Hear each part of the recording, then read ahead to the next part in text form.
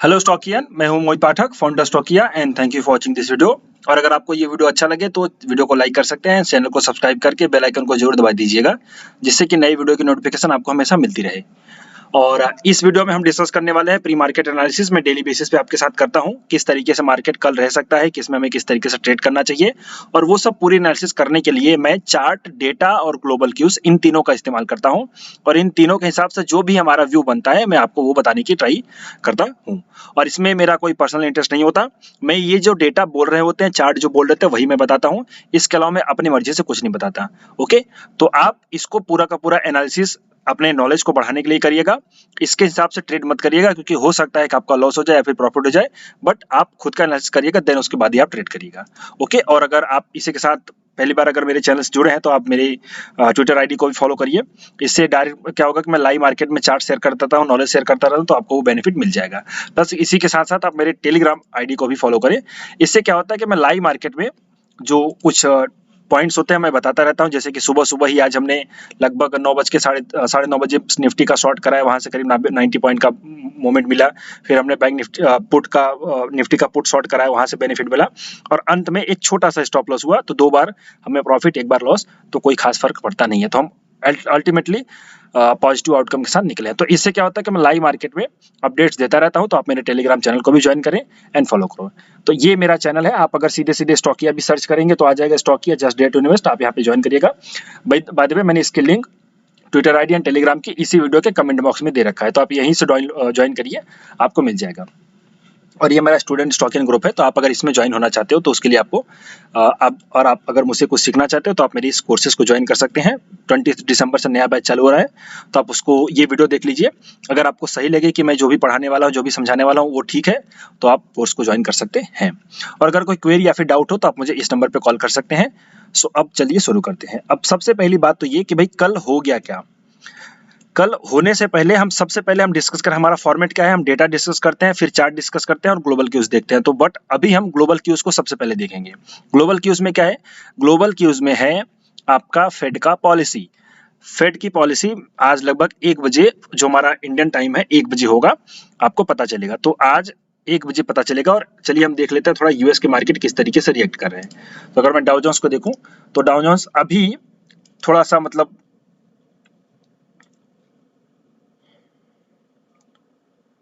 ये रहा, कहाँ गया, यहाँ से थोड़ा सा पॉजिटिवली रिएक्ट कर रहा है। ओके, गैप अप खुला था 13 को, फिर नीचे आया, फिर अभी पॉजिटिव रिएक्ट कर रहा है। बट देखते हैं किस तरीके से वहां पे मूवमेंट हो सकता है। ओके, तो आज का जो मार्केट है पूरा, और हम थोड़ा अगर एसजीएक्स निफ्टी को भी देख ले, चलिए आज का बहुत इंपॉर्टेंट है, क्योंकि ग्लोबल क्यूज को यहाँ पे एसजीएक्स निफ्टी भी 33 पॉइंट प्लस है, तो कोई खास फर्क पड़ता नहीं है। ऑलमोस्ट सेंटीमेंट जो है पॉजिटिव है। बट अब हम रिसर्च करते हैं कि भाई क्या हो सकता है। ओके, चलिए अब पॉइंट यह है कि जो फेड पॉलिसी है, तो जो लोग नए हैं वो थोड़ा समझ ले। फेड पॉलिसी मीन्स क्या होता है? फेडरल रिजर्व, जो कि अमेरिका की जो एक सबसे बड़ी बैंक है, जैसे अपने यहाँ पे आरबीआई होती है, ओके, वैसे वहां पे फेडरल रिजर्व है, FED, ओके, जिसको फेडरल रिजर्व बोलते हैं। इसके चेयरमैन है जेरोम पावेल, जैसे अपने यहाँ पे आई थिंक शक्तिकांता दास जी हैं। ओके, तो ये बस यही चीज है। इसमें क्या होता है भाई, इसके फैसले का क्या बड़ा इंपैक्ट पड़ता है? रीजन ये है कि हर क्वार्टर जो बैंक होता है अपने रेट को डिसाइड करता है, इंटरेस्ट रेट को डिसाइड करता है। अब इंटरेस्ट रेट क्या होता है, आप एकदम जो नए लोग हैं मैं उनको डिस्कस कर रहा हूँ, क्योंकि ये इंपॉर्टेंट टॉपिक है, तो आपको समझ में आना चाहिए। जो बेसिक मैं शॉर्टकट एक ओवरव्यू दे रहा हूँ ताकि आपको समझ में आ सके। अब देखिए, हम जब लोन लेते हैं तो लोन किससे लेते हैं? हम लोन लेते हैं बैंक से। लेट से हम एचडीएफसी बैंक के पास गए, ऐसे आईसीआईसीआई बैंक के पास गए, या फिर हम स्टेट बैंक ऑफ इंडिया के पास गए, हमने वहां से लोन ले लिया। तो वो लोग जो हमें लोन देते हैं वो किसी परसेंटेज ब्याज पे देते हैं। भाई लेट से 10% का, 12% का, अभी तो आई थिंक 20% का भी लोग इंटरेस्ट ले रहे हैं। तो वो एक मैटर डिपेंड करता है उनके ऊपर कि वो किस परसेंट पे आपको लोन दे रहे हैं। अब बैंक वालों को पैसा कौन देता है? बैंक वाले तो हमें पैसा देते हैं, लेकिन बैंक वालों को पैसा कौन देता है? तो बैंक वालों को पैसा देता है आरबीआई, यानी रिजर्व बैंक ऑफ इंडिया। वैसे अमेरिका में है फेडरल रिजर्व। ओके, अब भाई इनको पैसा देने से मार्केट पे क्या असर पड़ता है, या फिर आपके मार्केट में क्या इम्पैक्ट पड़ेगा? देखिए, इसका एक बहुत ही आसान सा तरीका है, और इकोनॉमिक्स का बहुत ही एकदम सिद्धांत है। भाई जब मार्केट में ज्यादा पैसा आएगा, ओके, मार्केट में यानी आपके इकोनॉमी में, आपके इकोनॉमी में अगर ज्यादा पैसा आएगा, यानी आपके पास ज्यादा पैसा रहेगा, तो आप ज्यादा खर्च करोगे। और जब आप ज्यादा खर्च करोगे तो डिमांड बढ़ेगी, और जब डिमांड बढ़ेगी तो महंगाई बढ़ेगी। सीधी सी बात है, एकदम कॉमन सा क्वेश्चन है, एकदम कॉमन सा टॉपिक है, आप इसको समझिए। पे आपके पास ज्यादा पैसा होगा तो आप ज्यादा खर्च करोगे, आप ज्यादा खर्च करोगे तो महंगा डिमांड बढ़ेगी, मतलब आप ज्यादा कंज्यूम करोगे डेफिनेटली। मतलब आप जा करके शूज लोगे, या फिर एक अगर आपके पास बाइक है तो दूसरी बाइक ले लोगे, तो दैट मीन्स आप खर्च करोगे। तो जब आप एक्सपेंस बढ़ाओगे, यानी आपका जब खर्चा बढ़ेगा, तो इससे क्या होगा कि डिमांड बढ़ जाएगी, जो भी माल मार्केट में माल है वो बिकना चालू हो जाएगा, बिकना चालू हो जाएगा मतलब डिमांड बढ़ जाएगी, और जब डिमांड बढ़ जाएगी तो इससे क्या होगा, महंगाई बढ़ जाएगी। ओके, और महंगाई सबसे बड़ी समस्या होती है किसी भी देश के लिए। महंगाई का रहना सही है, किसी भी देश के ग्रोथ के लिए, कंट्री की ग्रोथ के लिए महंगाई का रहना बहुत ही आवश्यक है। बिना महंगाई के कोई भी कंट्री ग्रोथ कर ही नहीं सकती, ये बात ध्यान दीजिए। अब बोलोगे सर जी महंगाई तो एक बड़ा टॉपिक है, मैं इसके ऊपर कभी समझाऊंगा आपको। बाय द वे मैं भी साइंस बैकग्राउंड का स्टूडेंट हूं, मैं भी इकोनॉमिक्स के बारे में बहुत कुछ नहीं जानता, जस्ट बेसिक जो चीजें मुझे पता है वही मैं आपको बताने का प्रयास कर रहा हूँ। ओके, चलिए। तो इससे क्या होता है कि जो महंगाई होती है ना, महंगाई का रहना भी बहुत जरूरी है, लेकिन किसमें, महंगाई का एक लिमिट में रहना जरूरी है। मतलब अपनी लिमिट को महंगाई क्रॉस नहीं करनी चाहिए। जैसे हमारे यहाँ पे जो लिमिट है वो 4 से 6% का लिमिट है, तो महंगाई अभी हमारे यहाँ पे क्या, आई थिंक 6.8 है, मुझे करंट डाटा नहीं याद है, मैं कंफ्यूज हूँ, तो यहाँ पे मैं श्योरिटी नहीं ले सकता, कुछ होगा बट वो इससे ज्यादा है। तो क्या होता है कि जो महंगाई होती है ना, एक लिमिट में रहे तो अच्छी बात होती है, वो कंट्री ग्रो करती है और वहाँ के लोग ज्यादा और ज्यादा फलते फूलते हैं, वहाँ के मार्केट और ज्यादा फलते फूलते हैं, क्लियर। लेकिन जब ये महंगाई अपनी सीमा रेखा को पार कर जाती है, यानी अपनी लिमिट से क्रॉस कर जाती है, तो फिर उसको बोलते हैं इन्फ्लेशन। एक तरीके समझिए कि महंगाई का मतलब एक डर। तो क्या होता है, ये महंगाई उसी तरीके से रुकनी चाहिए, इससे कंपनी में डी ग्रोथ होता है, मतलब किसी भी इकोनॉमी में डी ग्रोथ होता है। ओके, डी ग्रोथ होता है। तो जब क्या होता है कि जब मतलब नुकसान होने लगता है, तो इससे क्या होता है, उल्टा नुकसान होने लगता है। तो नुकसान होने से बचाने के लिए गवर्नमेंट में आरबीआई जो होती है, मतलब जो भी हमारी बैंकें हैं, ये क्या करती हैं। अब बोलोगे सर जी इसमें आरबीआई का और महंगाई का क्या रोल है, मैं समझा रहा हूँ। देखो एकदम कॉमन आपको पता चल गया ना कि जब आपके पास ज्यादा पैसा आएगा, ओके, तो आप ज्यादा खर्च करोगे, आप ज्यादा खर्च करोगे तो क्या होगा, डिमांड बढ़ जाएगी, और जब डिमांड बढ़ जाएगी तो इन्फ्लेशन बढ़ जाएगा, इतना तो क्लियर है। अब यहीं पे रोल आता है किसका, आरबीआई का और फेडरल रिजर्व का। देखिए ये क्या करते हैं, ये इकोनॉमी में आने वाले पैसे को, सप्लाई को, मतलब पैसे की सप्लाई को कंट्रोल करते हैं। क्या करते हैं, ये आने वाले मतलब इकोनॉमी में, मतलब आपके पास, हमारे पास कितना पैसा आना चाहिए, ये इस बात को कंट्रोल करते हैं। ओके, तो ये नहीं चाहते कि आपके पास ज्यादा पैसा आए, बस वही चीज है। तो क्या होता है, इसका इनका एक होता है कि जब ये इंटरेस्ट रेट बढ़ा देंगे, ये देखो बहुत ही आसान तरीके से मैं समझा रहा हूँ। हो सकता है कि ये आपको थोड़ा सा लगे कि भाई गलत बता रहे हो, नहीं, ये मैं आपको सिर्फ एकदम आसान, क्योंकि मुझे पता है जो मेरा व्यूअर है, जो मेरा स्टॉकियन है, वो एकदम आसान भाषा में समझना चाहता है, तो मैं उसको आसान भाषा में समझा रहा हूँ। ओके, तो इससे क्या होता है कि जब भी ये लोग क्या करते हैं, कंट्रोल करते हैं किसको, मनी सप्लाई को, यानी पैसे कितना आपके पास उपलब्ध होना चाहिए। तो क्या होता है, इंटरेस्ट रेट ये लोग बढ़ा देते हैं, तो क्या होता है, महंगाई मतलब इकोनॉमी में पैसे की सप्लाई घट जाती है। क्या हो जाता है, जब भी ये पैसा, जब इंटरेस्ट रेट बढ़ा देते हैं, इंटरेस्ट रेट जब बढ़ा देते हैं तो क्या होता है, ऑटोमेटिक इकोनॉमी में मनी का सप्लाई जो है कम हो जाता है, और जब मनी का सप्लाई कम हो जाएगा तो हमारे आपके पास पैसा कम हो जाएगा, हमारे आपके पास जब पैसा कम हो जाएगा तो हम खर्च कम करेंगे, और जब हम खर्च कम करेंगे तो महंगाई, डिमांड घट जाएगी, जब हम डिमांड घट जाएगी तो महंगाई अपने आप कम हो जाएगी। ये एक नॉर्मल इकोनॉमिक सिचुएशन है, बट ऐसा अभी नहीं हो रहा है। अभी ऐसा क्या हो रहा है, अभी पैसा भी नहीं है फिर भी महंगाई बढ़ी हुई है। तो ये एक्चुअली में इनपुट कॉस्ट बेस्ड महंगाई है, इन्फ्लेशन है, वो अलग टॉपिक है, मैं थोड़ा सा कभी किसी दिन समझा दूंगा, या फिर आप उसमें किसी का यूट्यूब वीडियो देख करके समझ सकते हैं। बेसिक मैं बता रहा हूँ कि मैंने आपको बेसिक स्ट्रक्चर बता दिया। तो क्या होता है, जो आरबीआई होती है हमारे यहाँ पे, मॉनेटरी पॉलिसी जो डिसाइड करती है, और फेडरल रिजर्व डिसाइड करती है। ओके, अब यहीं से एक प्रश्न होता है, सर हमें तो आरबीआई से मतलब है, फेड से हमें क्या लेना देना, मैं बताता हूँ। तो क्या होता है कि ये जो गवर्नमेंट की बैंक्स होते हैं, मतलब जो बैंक होती हैं, बड़ी नेशनल बैंक्स होती हैं, ये क्या करते हैं, ये इकोनॉमी में मनी के सप्लाई को मैनेज करती हैं। इंटरेस्ट रेट बढ़ा देंगी तो मनी सप्लाई घट जाएगी, इंटरेस्ट रेट घटा देंगी तो मनी सप्लाई बढ़ जाएगी। ओके, तो ये दोनों चीजों को कंट्रोल करती हैं। ओके, इसमें एक मनी मल्टीप्लायर का भी कॉन्सेप्ट होता है, मैं किसी दिन समझा दूंगा, बट अभी मैंने एकदम आपको बेसिक समझा दिया। आई होप कि आपको समझ में आया होगा, और अगर समझ में आया हो तो इसी वीडियो के कमेंट बॉक्स में लिखिए यस मैं समझ गया, या फिर कुछ आप अप्रिशिएट कर सकते हैं। ओके, चलिए, और अगर कंफ्यूजन हो तो आप मुझे कमेंट बॉक्स में लिख सकते हैं। सो आप समझ गए कि यहाँ पे क्या होता है कि जो बैंक्स होती हैं वो आपके मनी सप्लाई को कंट्रोल करती हैं इकोनॉमी में, और उससे महंगाई पे कंट्रोल आता है। तो इनका जो आरबीआई है, इनका मेन टारगेट होता है कि जो महंगाई की दर है वो 4 से 6% के बीच में रहे। वैसे फेडरल बैंक का भी अपना टारगेट है अमेरिका में महंगाई उतनी उसके लिमिट में रहे, मतलब अपने लिमिट से बाहर ना जाए। ओके, तो इसीलिए वो करती हैं। अब फेडरल रिजर्व का हमारे मार्केट पे और दुनिया भर के मार्केट में क्या असर पड़ता है इसका देखिए। इसमें क्या होता है ना, जैसे कि जो बड़ी इकोनॉमी होती है ना, जैसे यूएस क्या है, सबसे बड़ी इकोनॉमी है, तो यूएस की इकोनॉमी कैसा कर रही है उसी को देख करके, मतलब कैसा ना, अगर पास वाले को सर्दी हुई है तो आपको भी सर्दी हो जाएगी, बस यही टॉपिक है भाई। अगर अमेरिका की इकोनॉमी सही कर रही है तो उसको देखते हुए बाकी की इकोनॉमी भी सही करती हैं। ओके, तो ये चीज होती है। तो जब अमेरिका की इकोनॉमी सही करेगी तो दुनिया भर के मार्केट्स और दुनिया भर की इकोनॉमी भी सही करेगी।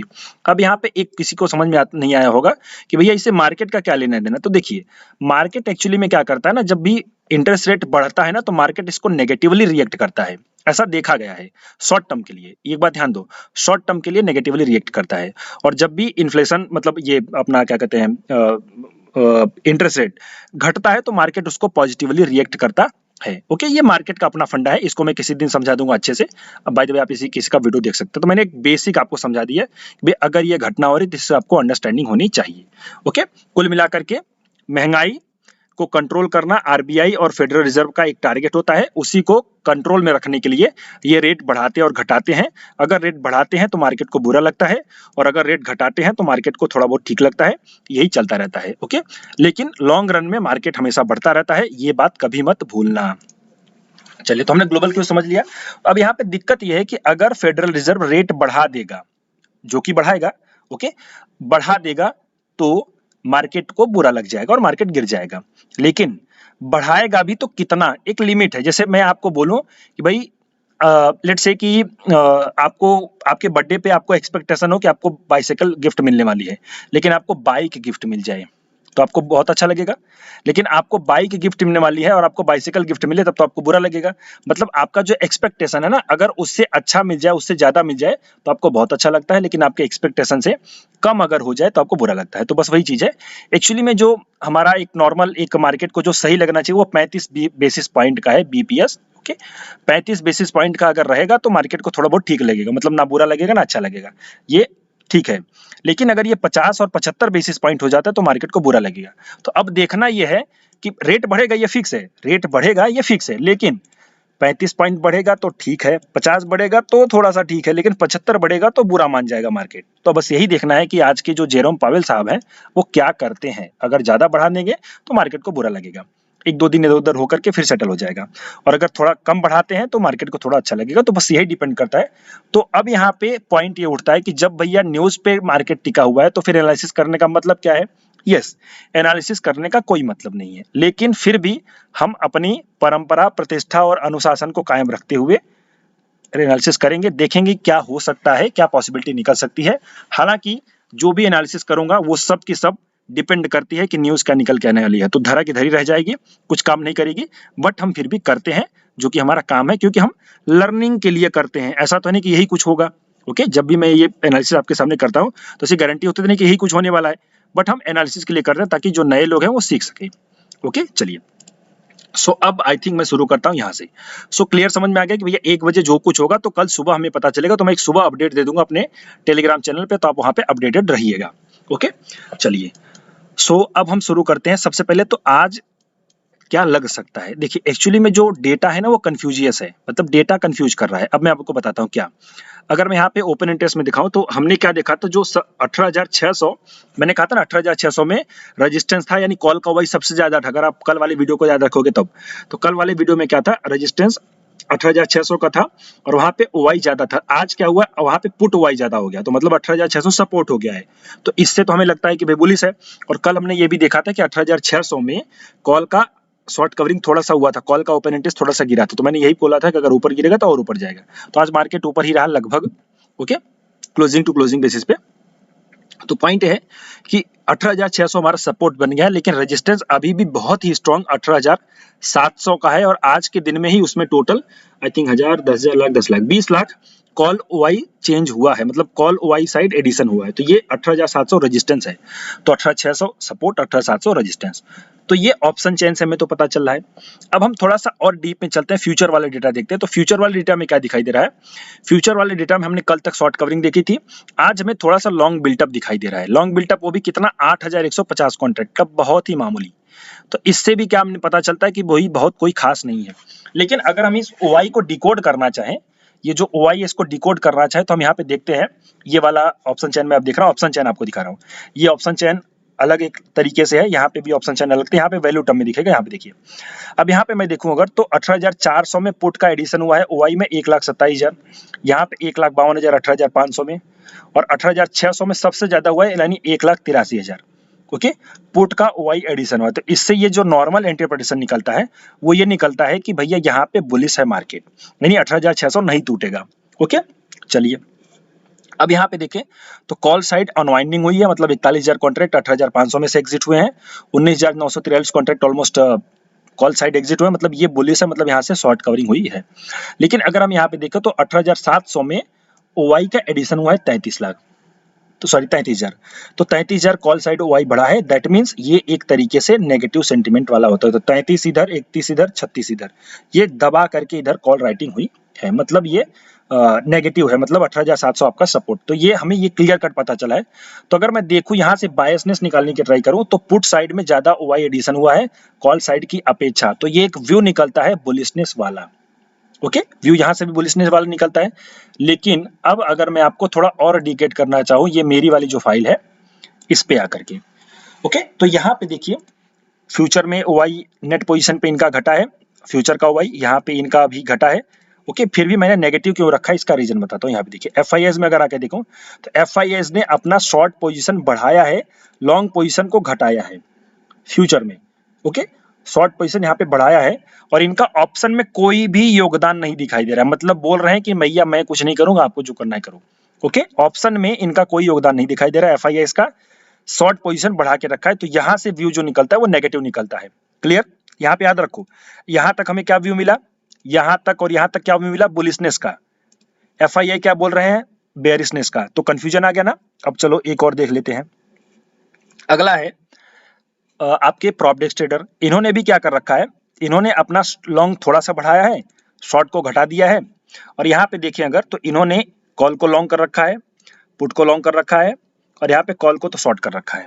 क्लियर, तो कॉल को शॉर्ट कर रखा है, लेकिन यहाँ पे ऊपर की तरफ शॉर्ट कर रखा है, हो सकता है मार्जिन के लिए बेनिफिट किया हो, बट ये भी एक थोड़ा आइडिया क्या निकल रहा है कि ये भी थोड़े से कंफ्यूज हैं, लेकिन इन्होंने अपने आप को हेज कर रखा है। कंफ्यूज तो ये भी है, देखिए यहाँ से पता चला कि कंफ्यूज है, लेकिन ये लोगों ने अपने आप को हेज कर रखा है। अब देखो जो लोग नए हो, आपको ये चीजें नहीं समझ में आएगी, ये मेरा अपना डेटा है, मेरा अपना कैलकुलेशन है, एक्सपीरियंस है जो चीज मैंने बनाई है। ओके, ये सब आपको अगर पूरा समझना सीखना हो, जिससे कि मैं, आप लोग देखते हो कि किस तरीके से मार्केट को जज करता हूं, तो वो सब मैं अपने कोर्सेज में सिखाता हूं, जो कि 20 तारीख शुरू हो रहा है, तो आप उसको देखेंगे तो समझ जाएंगे इन डिटेल। और मैं प्रॉपर गाइडेंस करता हूं, मतलब ये 1-2 दिन का काम नहीं है, इसके लिए आपको प्रॉपर 2-3 महीने की मेहनत लगेगी, बट कोर्स करोगे, सीखोगे, उसके बाद सपोर्ट दूंगा, मैं गाइडेंस दूंगा, कंफ्यूजन होगा सब दूर करूंगा, तो धीरे धीरे आप कुछ भी समझ जाओगे। So it's depend on you कि आप इसको ज्वाइन करते हो या फिर नहीं। चलिए, तो डेटा में क्या देखा हमने जो ओवरऑल डेटा देखा वहां पे बुलिशनेस, लेकिन एफआईआईज बेयरिश हैं भाई, ये मुझे जज नहीं रहेगा। तो ये लोग क्या कर रहे हैं, कंफ्यूज कर रहे हैं। ओके, सो अब अगर मैं देखूं तो क्या करता हूं, मैं कुछ नहीं करता हूं, मैं शांति से बैठा रहूंगा भाई। एक दिन नहीं ट्रेड करूंगा तो क्या उखड़ जाएगा या फिर क्या नुकसान हो जाएगा, नहीं करूंगा तो कल देखूंगा शांति से मार्केट नीचे है तो उस तरीके से देखूंगा, जिस तरीके से डेटा बनेगा लाइव वाला, और अगर मार्केट बेयरिश है तो फिर उस तरीके से देखो। तो मतलब कुल मिलाकर के कल हम शांति से उठेंगे। ओके, एसजीएक्स देखेंगे, थोड़ा सा शांति मिलेगी, फिर उसके बाद हम देखेंगे किस तरीके से मार्केट खुल रहा है, क्या डेटा सेट बन रहा है, जो परफेक्ट कंडीशन बनेगी, परफेक्ट सेटअप बनेगा तो ट्रेड करेंगे, वरना भाड़ में जाए, एक दिन ट्रेड नहीं करेंगे। एकदम कॉमन सी चीज बता रहा हूँ, एकदम रिलैक्स होकर के रहो। मार्केट क्या है ना, ये हमेशा रहेगा, बट लाइफ में स्ट्रेस नहीं लेने का। हाँ, तो ये चीज आप याद रखिए। सो यहाँ पे कोई भी एनालिसिस करने का मतलब नहीं है, क्योंकि डेटा जो है वो धरा का धरा रह जाएगा, एनालिसिस जो है धरी की धरी रह जाएगी, बिकॉज न्यूज का फ्लो है।